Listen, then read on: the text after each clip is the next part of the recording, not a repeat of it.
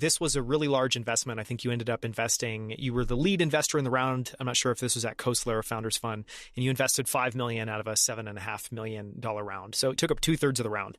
Well, the first question I'm curious about is, how do you think about position sizing? And when do you know that you really want to lean in? And obviously so much of that now is like you're competing for that position size. I'm sure that's probably different for Founders Fund than it is for angels and smaller investors like myself.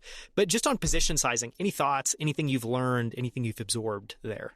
Yeah, in comparison to, let's say, most investors, I think it's important to just recognize what your superpower is and where to lean into versus not. My superpower is I'm quite technical. I really like building things. And I think I've got a pretty good taste for people that are builders. And in particular, I think the areas where I tend to have a lot of success is when the builders are good product builders, more so than they are great sales and marketing company builders or like sales and marketing engine builders. There's been several examples in my portfolio where I have invested in a company that has been an underdog in a market. Let's say maybe the most prominent example right now is like Brex versus Ramp, but believed in the founders of the company because I believed that their ability to build product was much greater than anything on the market. And even Sword versus Hinge Health is sort of that same thesis where like there was a well-funded competitor that already existed in the market, but didn't believe that they had the right product building culture versus really felt like Virgilio and the team at Sword were building a superior product that in the short term would allow them to win, but also in the long term having a superior product building culture would allow them to win.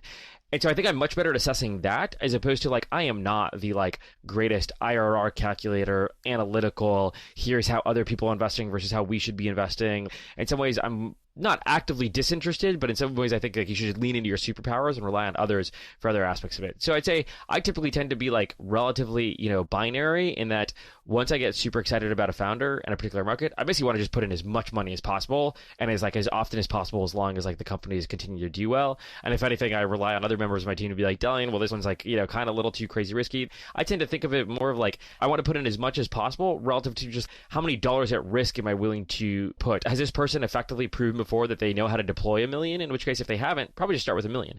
If they've already proven how to do $1 million, probably go up to 10 million. If they've proven 10 million, like 100, and I tend to think that scales up in orders of magnitude. And so with Virgilio and with that, round, it was like they had previously like raised 4 million total. They relatively productively spent it. And so I was like, okay, seems reasonable to double that and just give them a $7.5 million round and try to take up as much as possible. Just had to give up some for Parada. So I can't claim I have some super smart intellectual framework for how to determine the exact amount. I think my better framework is around just assessing Virgilio as a founder and assessing the product, which largely came to like I actually just did physical therapy with the Hinge Health product and with the Sword Health product to determine the differential between the two.